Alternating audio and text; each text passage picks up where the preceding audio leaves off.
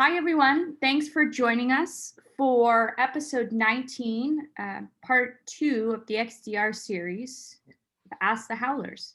This is our bi-weekly series where we will have a roundtable discussion. This week, we are focused again on XDR.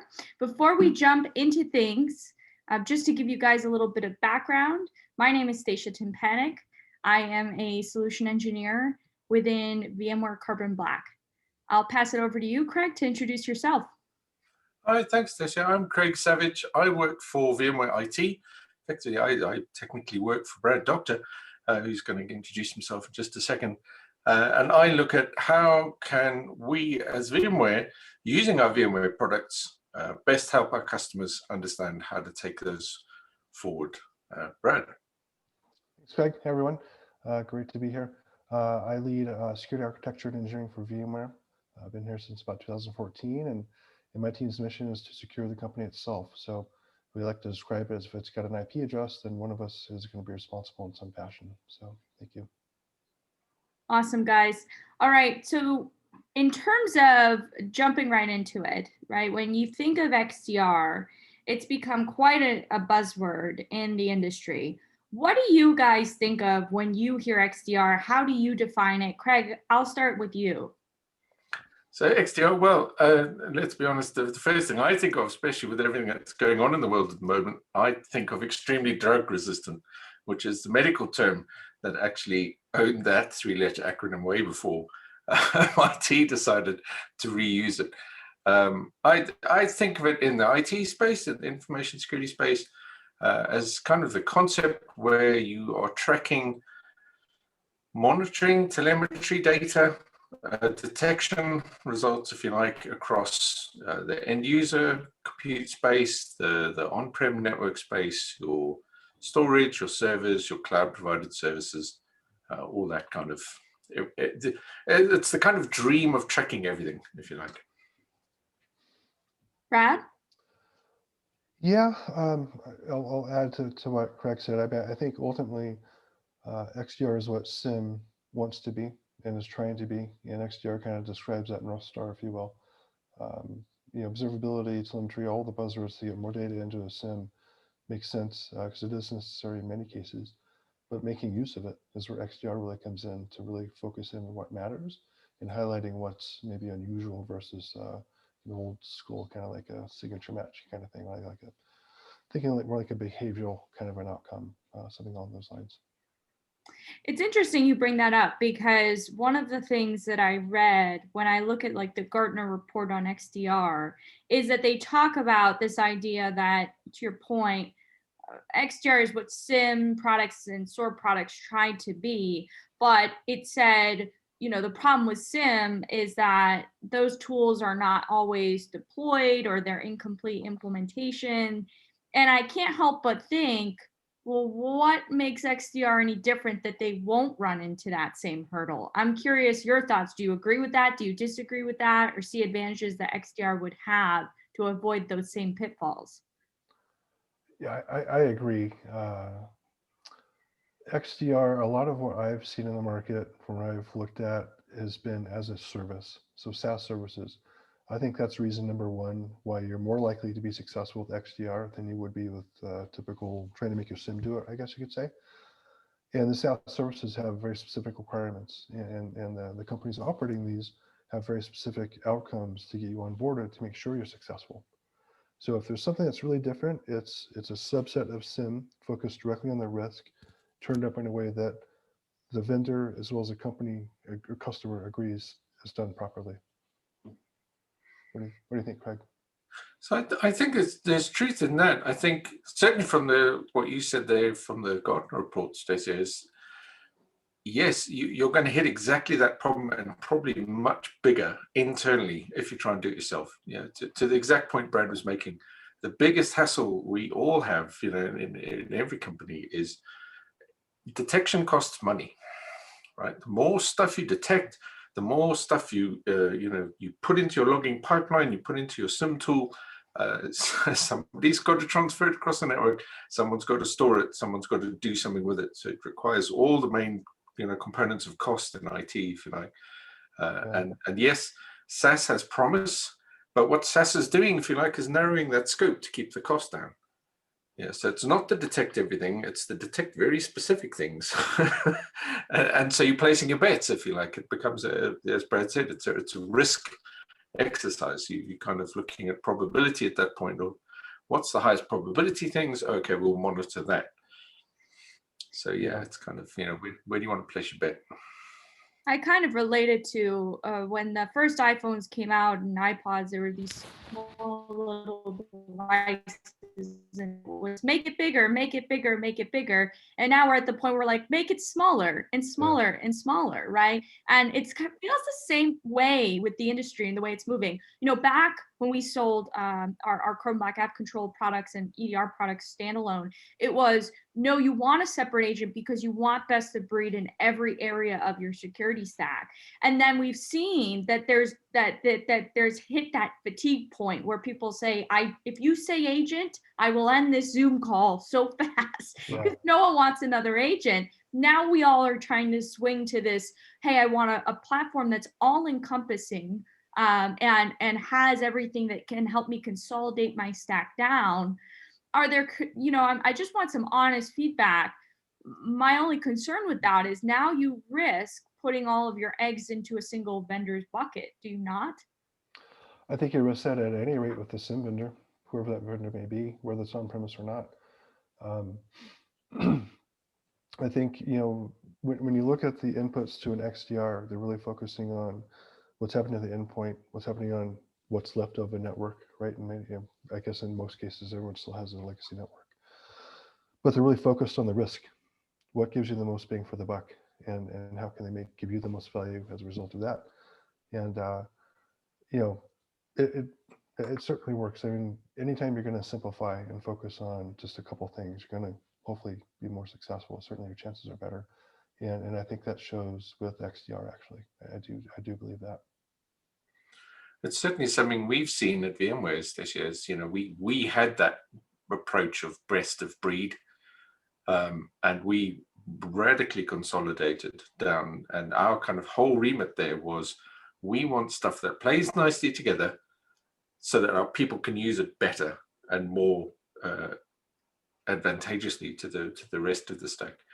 So, we went from hundreds of vendors down to, very small numbers, specifically to look at, right, okay, yes, maybe we've got 18 different products that all do something really, really well in their one special area, but all your SOC analysts then need training in 18 different products. You then need to ingest 18 different log streams into your SIM tool, and whereas actually if you can get one or two products that do 90% of that functionality well enough, then actually you get a much better outcome at the end because your overall security posture improves. So I can understand why the industry is moving there. And like Brad said, that to me is, I think, where the promise of XDR comes, is kind of going, okay, rather than, and we all struggled with this in information security, no two products provide logs in exactly the same way. Everybody's got a different logging standard for their product. And, if you like, that's XDR is kind of on the one side kind of going, okay, what we're going to do is we're going to ingest everything and turn it into standardized format, if you like. And the other side is actually we then need to go to all the vendors in the industry and go, okay, chaps, everybody needs to write their logs in the same way so we can all try and do that, which is, arguably something like the MITRE framework or something like that. I kind of hope they both converge at some point and we actually get a usable route forward. But that's, we'll see. That's a big ask. Well, I think you make a great point because it is something that even we experience coming into VMware from the security world. When our nomenclatures are very different. When I go talk to an infrastructure person for like the first month at VMware, I kept wondering why they kept defining clusters and workloads, and we had totally different definitions of what a device was. Kind of crazy to think about, but it was. And you can only imagine now that we're trying to build something that is all encompassing, how important it is that we all get on the same page when it comes to our nomenclature so that teams can talk to each other and aren't spending the first 15 minutes of a conversation saying, what are you talking about? What do you mean? What is device ID and a SIM on this product versus this product, or et cetera? So I think that's a great point, Craig. Well, to that point, I used to spend probably most of the first bit of every consulting engagement when I was with PSO, just defining a taxonomy with my client. What do you call this thing that I call this? Yeah. What is a cluster in your world? What is a virtual server? So we could have that conversation, because if you don't define it up front, you land up months into something, finding out you've been calling different things by the same name. We talked a little bit about this at VMworld. I did a session with Tom Korn about XDR and what's coming, right? What to expect. And this ties directly into that, which is consistency across the VMware product portfolio. I think as a practitioner aligned with MITRE attack framework, of course, that comes pretty naturally, but at least saying the same thing. So when I say maybe vCenter refers to an endpoint, it's the same type of reference that Carl Black would make. Or when NSX refers to a server, it's the same type of reference, right, throughout the whole thing. And so getting that consistency to our customers, because our customers are going to use whatever XDR platform they want, of course, or their SIM, whatever works. But the best thing we can do for them is to help with that consistency and make it easier to monitor our products and our infrastructure, or their infrastructure built in our products. Yes. Yeah, and I think we have a unique opportunity to set the standard for that as VMware with our intrinsic security story. So when you guys think about XDR and the aspects of XDR, for InfoSec practitioners, what do you think will make for a successful implementation in a company? I'll start because I've thought about this quite a bit, actually. Focusing on the risk, the highest value and the most risk. So our endpoints, our infrastructure, parts of the infrastructure, not all of it, right? And making a decision that this is the goal. This is not a SIM, general data processing platform that can generate an alert based on anything you can imagine. This is what XDR is going to accomplish for us. It's going to tell us when things are going wrong on an endpoint, with the infrastructure, with whatever elements get woven into that. That's where it's going to work for us. I'd add to that. I think a key component of XDR needs to be the ability to automate. I think one of the biggest stumbling blocks in information security, certainly in the 2 decades odd that I've been involved, is the volume of data that we get. So we squelch data. We deliberately, ignore events and things that we should be paying attention to, but we just can't because there's just so much data coming in. And I think if I had a wish list for XDR, it would be the ability to feed that into a easily operated automation engine, so that we can take these, correlate information really easily and turn it into something that just requires a human decision rather than a human interaction. Because that's what kills us at the moment, is stuff that needs human interaction. We just can't get enough people. Mm-hmm. Yeah, and I do believe that even with the amount of automation we move to, it does require some human impact or touch point at some point. But I also think you make a great point, Craig. My belief is, we need to make sure that as we go to this XDR motion, open APIs are fantastic. Don't get me wrong. They need to be offered. They need to be there.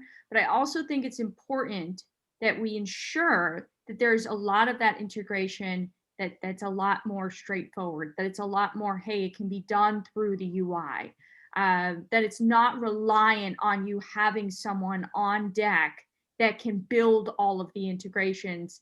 That has always been a pain point, right? That some teams just cannot take the time to build it. They need it exposed. And so being really thoughtful about getting the integrations that are most meaningful through the UI, as opposed to putting everything on our customers to build, right? Yeah, we have an entire team internally dedicated to automating outcomes with and for the SOC. It's an engineering leadership, led type of function, but the SOC is who they sit with and sit by every day, and it's difficult. There's no Mhm. question. You know, the idea of like a low code kind of environment to help automating outcomes, things like that, very necessary. And yeah, at this point, it does require an engineering team to be really effective with it. So it's a good call out. Yeah, and I think on that point, if we can get to the low code, the best thing we can do with low code is then we can start to actually guarantee the integrity of the log pipeline, because that's the next thing. If you think about it, we to put it really simply, we hoover up logs from everywhere. We vacuum them up from all over the environment, but we have no check that that's a valid log, that hasn't been tampered with. The non-repudiation should be an absolute cornerstone of the whole logging world, if you like, and it kind of isn't, because it's just so hard to do at the scale that logs exist in large corporates. So I think that's where the low code thing starts to really help, because now you can build trusted connections between systems, and because you haven't got a human intervention there, you can then ensure it remains trusted.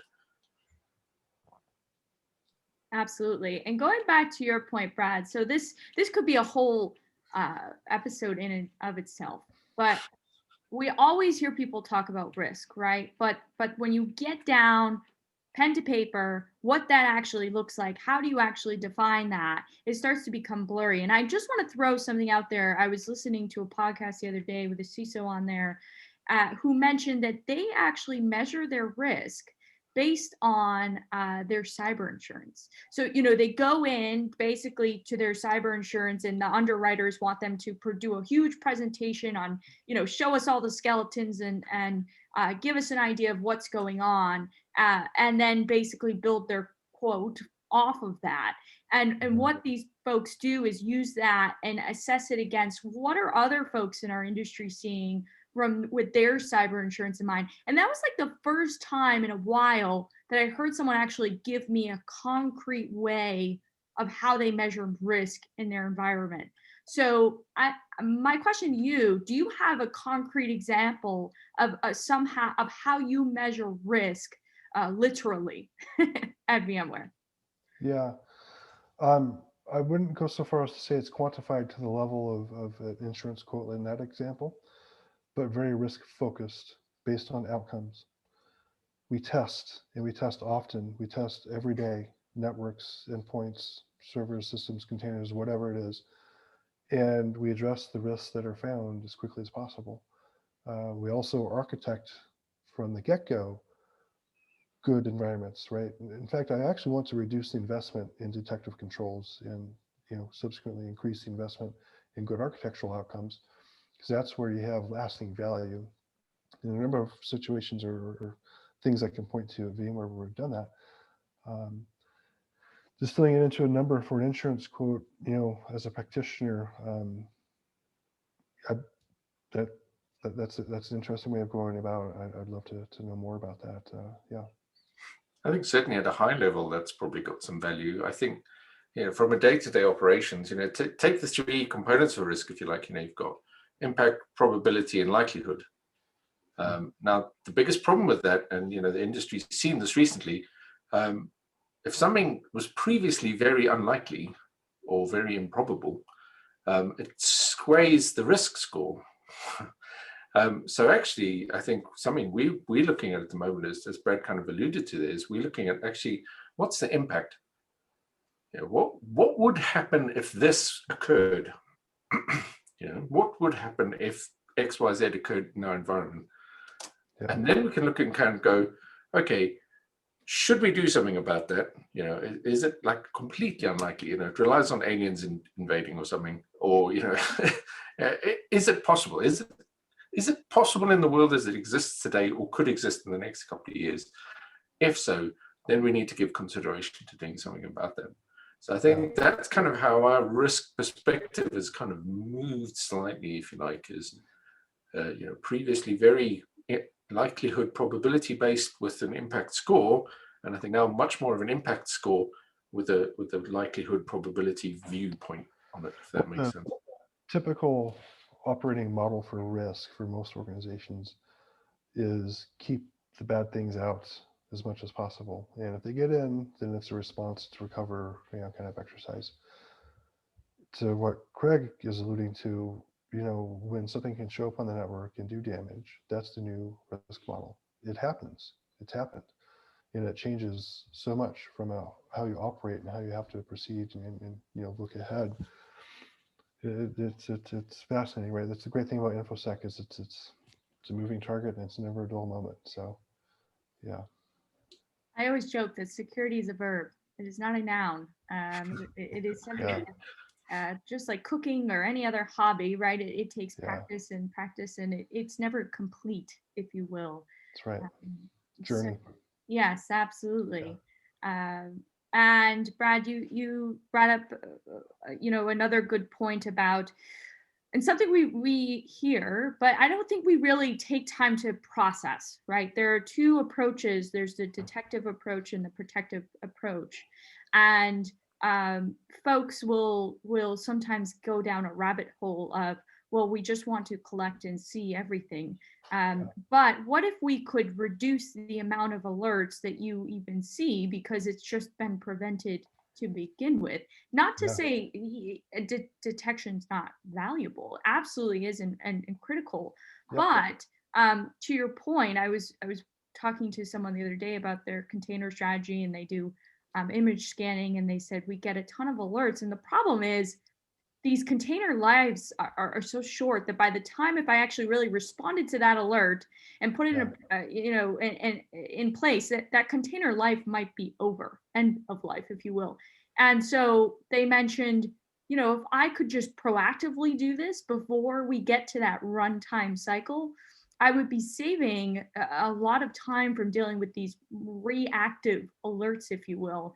And I don't know that we incorporate that well into a return on investment when we're thinking about preventative controls. I'm curious your thoughts on that. I can start if you like. Sure. Yeah. So I think it's the same kind of conversation as saying, what's the value of seatbelts in a car? What's the value of brakes? Same sort of, they stop the accident from being as severe. Mm-hmm. So it is hard to quantify, because if you didn't have good brakes, you'd have totaled the car. But you did have brakes, so actually it's just a minor accident. It still resulted in some form of a loss, but you can't quantify the former case because it didn't happen. So that's always the challenge with preventative controls is it's very hard to make a business justification for we're just not going to experience these problems. And I think, to me, this is kind of fundamental to, I think Pat spoke about this at VMworld, 3 years ago now, maybe even 4, about that whole concept of known good, turning security on its head and moving us away from always trying to look at everything to kind of having that fundamental viewpoint of, no, we've built this to be good. So what we're tracking now is what's changed. Yeah, which is different to where we are at the moment, which is we assume there's problems, so we're constantly looking for the problems. And I think that's the promise of preventative architecture is, to Brad's point, how do we start building stuff that we know is going to work? Yeah. Well, if you look at practical examples related to us, microsegmentation with VMware NSX products, it's a great example of a preventative architecture that works and works well. It's not onerous. It doesn't create hurdles or make things more difficult. It works well. Tanzu, all that stuff, it can integrate with Canadian environments and all that good stuff. When you look at an endpoint running EDR, it doesn't get in the way, but it does prevent the bad things from happening, and it works well. And so those are good examples, I think, of preventative controls done right that are really cost effective, high impact. If EDR is bypassed or if microsegmentation is a problem, whatever, the consequences could be very high, right? Very severe. The risks, the probability and the impacts, right? Low probability, but very high impact. And that I think from a noise perspective, a lot of the noise comes from an environment that's not well understood and perhaps wasn't well deployed, and perhaps it's shifted onto someone else to take care of. And that's exactly the type of design pattern, architectural design pattern we try to avoid. Well, to give you an example that puts it into real focus at a very basic InfoSec level, think about full disk encryption on your endpoint. You know, that is a preventative control. Yep. That is a preventative control stopping data exfiltration, basically due to device theft, to use fancy language. Yeah. Now, what does that stop? Well, you know, from England, where I've lived quite a lot of my life, you know, we had the Information Commissioner's Office, and they'd ramped up the fines. So if you leaked data, the fine that you receive for having done that was getting to the orders of magnitude where it was really serious. So you implement this control, and you no longer have that fine to worry about, because now you can't leak data because the device is encrypted. Yep. But again, yeah, how do you demonstrate the value of the preventative control? Well, it's in cost avoidance, not in cost reduction, because we weren't getting fined every day, so we didn't reduce any costs. Yeah. But yeah, so I think that's probably where the financial conversation is shifting as well. And you know, to loop back to XDR, I think that's the promise again in that kind of space, is actually, you know, we can start to hit these problems before they become a major data leak or a major enterprise problem, and avoid the brand impact, avoid the share price impact. So I think that's why I was very interested in what you were saying with that guy who's getting the insurance quotes, because does he go back after he's put some controls in place to say, right, where's my premium reduction, please? Where's my good driver discount? Yeah, safe driver.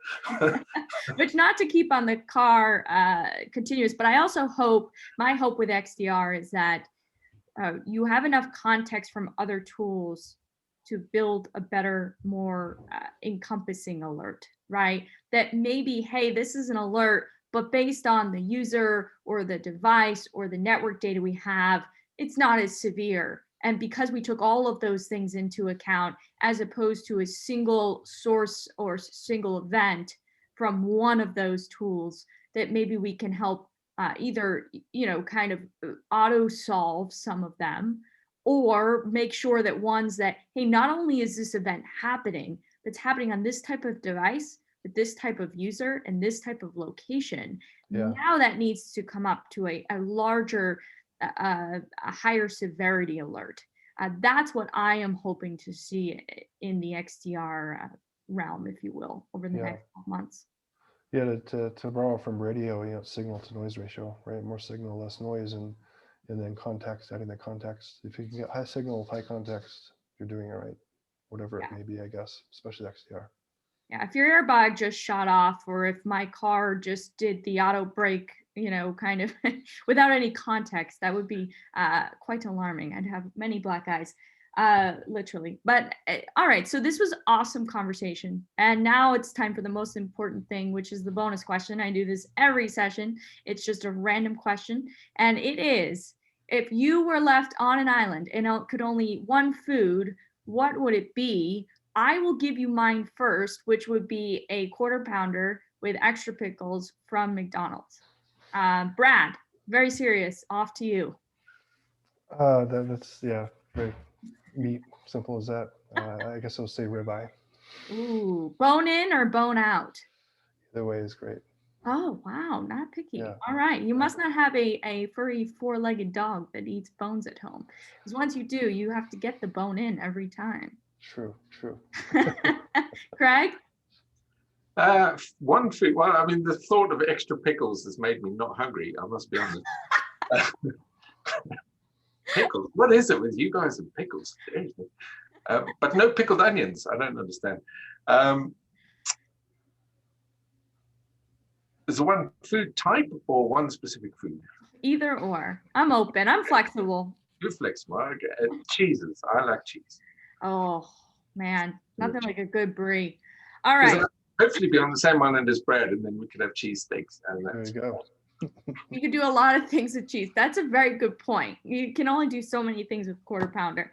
All right, guys, I want to appreciate you for taking the time. Before I let you go and talk about next week's segment, I usually just open it up to you if you want to plug anything, if you're hiring, anything like that. Craig, anything you want to plug? I'll start with you first.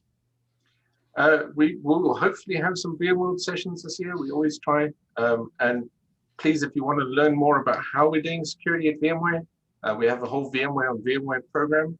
So you can reach us through your technical account manager or account management team through the VLB program, and myself, Brad. We've got guys who work in the FedRAMP space, etc. We'd love to tell you how we've solved some of these problems. Awesome. Brad? Yeah, I'll just say that we're hiring across so many segments for InfoSec, IT product, across the board. So VMware.com, look for the career section and have a look, and it's a great time. So thanks. Absolutely. All right, everyone, please join us for our next episode, which will be episode 20. You can register at carbonblack.com/ask-the-Howlers. And we do record these and send them out. So you will get a recording of this available, posted up on that Ask the Howlers section of our website. And we're going to continue to focus on XDR. So join us for the next segment. Otherwise, thanks everyone for coming by today and taking a listen. Thanks everyone. Bye-bye. Thank you.